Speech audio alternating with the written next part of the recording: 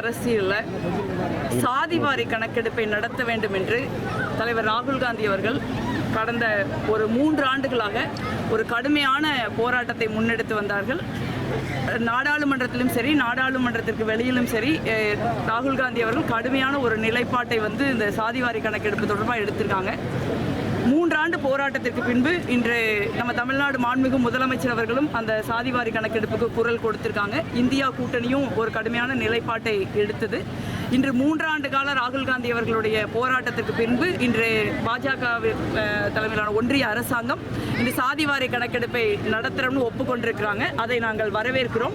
தலைவர் ராகுல் காந்தி அவர்கள் சாதிவாரி கணக்கெடுப்பை நடத்தணும் அப்படின்னு சொன்னப்போலாம் ஒரு பாஜகவை சேர்ந்தவர்கள் அவர்களுடைய ஐடி விங், பாஜகவின் தலைவர்கள், பிரதமர் உட்பட அனைவரும் அவரை ஒரு கேலிக்குரியவராக சித்தரித்தார்கள். இன்று வழக்கம் போல அவர் சொன்னதுதான் இந்த நாட்டுக்கு ஒரு முக்கியமான ஒரு விஷயங்கிற நிலைப்பாடு உறுதியாகியிருக்கு. அந்த விதத்தில் சாதிவாரி கணக்கெடுப்பை நடத்துவதற்கு பாஜகவை பணிய வச்ச ஒரு வேலையை எதிர்க்கட்சி தலைவர் மாண்புமிகு ராகுல் காந்தி அவர்கள் செஞ்சிருக்காங்க. சாதிவாரி கணக்கெடுப்பு ஏன் முக்கியம் நம்ம நினைக்கிறோம்னா, அது வெறும் சாதி அடிப்படையிலானது மட்டும் கிடையாது. யார் யார் என்ன சாதின்னு கண்டுபிடிக்கிறது மட்டும் அதனோட வேலை இல்லை. அது ஒரு டேட்டா. ஒரு சாதிங்கிறத விட அது ஒரு டேட்டா.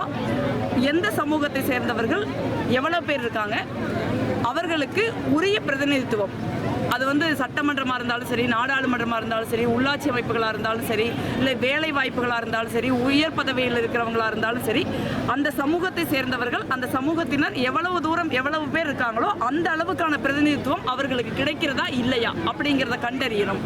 ஒருவேளை அப்படி இல்லை அப்படின்னா அவர்களுக்கு உரிய பிரதிநிதித்துவத்தை கொடுக்கணும். அதை தான் காங்கிரஸ் கட்சியின் தலைவர் ராகுல் காந்தி அவர்களுடைய நிலைப்பாடு.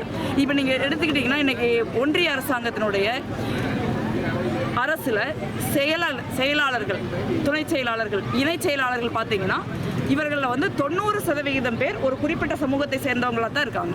அதனால் வேறு சமூகங்களுக்கு, ஒரு ஓபிசி சமூகத்தை சேர்ந்தவர்கள், எஸ்சி சமூகத்தை சேர்ந்தவர்கள், எஸ்டி சமூகத்தை சேர்ந்தவர்கள், சிறுபான்மையினர், குறிப்பாக பெண்கள், இந்த இந்திய மக்கள் தொகையில் ஒரு பெரும்பகுதியாக இருக்கிற ஒரு 90% பேர் இருக்கிற மித்தவர்களாம் அறிவே இல்லையா, நமக்கு திறமையே கிடையாதா அப்படிங்கிற ஒரு கேள்வி ஒரு கடுமையான நிலைப்பாட்டில் நம்ம கேட்டுக்கிட்டு இருக்கோம். அந்த கேள்விக்கெல்லாம் பதில் சொல்லக்கூடியதாக இந்த சாதிவாரி கணக்கெடுப்பு இருக்கும். அதிலிருந்து அடுத்த கட்டம் என்ன அப்படிங்கிறத ராகுல் காந்தி அவர்கள் அரசாங்கத்தில் மட்டுமல்ல தனியார் துறை வேலை வாய்ப்புகள்லையும் இந்த மாதிரியான சமூக ரீதியான இடஒதுக்கீடு வேணும் அப்படின்னு கேட்டிருக்காரு. இப்போ நாங்கள் தனியார் துறைகளில் சாதி ரீதியான, சமூக ரீதியான இடஒதுக்கீடு வேணும் அப்படின்னு கேட்டால் நிறைய பேர் என்ன நினைக்கிறாங்க அப்படின்னா, ஏன் சாதி அடிப்படையில் ஆளை எடுத்தால் எப்படி மெரிட் இருக்கும், எப்படி அவங்களுக்கு திறமை இருக்கும் அப்படிங்கிறாங்க. நீங்கள் திறமை இல்லாத யாரையும் நம்ம எடுத்துக்க சொல்ல, ஒரு குறிப்பிட்ட சமூகங்களுக்கு இத்தனை சதவீத இடஒதுக்கீடு அப்படின்னா அந்த சமூகங்களில் யார் திறமையாக இருக்காங்களோ அவங்களை நீங்கள் எடுங்க. ஒரே குறிப்பிட்ட சமூகத்தை சேர்ந்தவர்கள் அல்லது குறிப்பிட்ட 1-2 சமூகங்களை சேர்ந்தவர்களுக்கு தான் திறமை இருக்குது, அறிவு இருக்குது, மிச்சம் யாருக்கு அறிவே இல்லை, திறமையே இல்லை, அவர்கள் இந்த சமூகத்தில், இந்த நாட்டில் உயர் பதவிக்கு வரவே முடியாது அப்படிங்கிற ஒரு விஷயத்தை நம்ம கடுமையாக எதிர்க்கிறோம். அது எப்போ பார்த்தாலும் ஒரு சாதி ரீதியான இடஒதுக்கீடு வேணும் அப்படின்னு நம்ம கேட்டால், பெண்களுக்கான இடஒதுக்கீடு வேணும் அப்படின்னு கேட்டால் உடனே அவங்களுக்குலாம் இடஒதுக்கீட்டில் வர்றவங்களுக்குலாம் திறமை இல்லை, அறிவு இல்லை அப்படிங்கிற ஒரு கட்டமைப்பை தொடர்ந்து ஒரு குறிப்பிட்ட சமூகத்தை சேர்ந்தவர்கள் இந்த நாட்டில் மிக நீண்ட காலமாக உயர் பதவிகளை அனுபவித்துக் கொண்டிருப்பவர்கள் அந்த இடத்திற்கு வேறு யாரும் வந்துவிடக்கூடாது, தகுதி அடிப்படையிலும் திறமை அடிப்படையிலும் கூட யாரும் வந்துவிடக்கூடாது அப்படின்னு நினைக்கிற ஒரு சூழலை மாற்ற வேண்டும்ங்கிறதுனால தான் இந்த சாதிவாரி கணக்கெடுப்பையும் சரி, தனியார் துறையிலான இடஒதுக்கீட்டில், தனியார் துறை வேலை வாய்ப்பில் இடஒதுக்கீடு வேணுங்கிறத தலைவர் ராகுல் காந்தி அவர்களும் காங்கிரஸ் கட்சியும் அந்த நிலைப்பாட்டை எடுத்திருக்காங்க. தமிழ்நாட்டில் மாண்புமிகு முதலமைச்சர் அவர்கள் ரொம்ப கடுமையாக நம்ம பல்வேறு துறைகளில் ஒரு மைக்ரோ மைனாரிட்டி சமூகங்களை சேர்ந்தவர்களுக்கு கூட ஒரு குறிப்பிட்ட அளவில் இடஒதுக்கீடு கிடைக்கணும், அவர்களுக்கு வேலை வாய்ப்பு பிரதிநிதித்துவம் கொடுக்கப்பட வேண்டும், அனைவருக்கும் கல்வி கிடைக்கணும், அனைவருக்கும் வேலை வாய்ப்பு கிடைக்கணும், அனைவருக்கும் திறன் பயிற்சி கிடைக்கணுங்கிற ஒரு சூழலில் இன்னைக்கு தமிழ்நாடு முன்னேறி போயிட்டு இருக்கு. அதே போல் இன்னைக்கு இந்திய அரசியலில் சமத்துவமும் சமூக நீதியும் ஒரு மைய நீரோட்டமாக மாறி இருக்கிறது.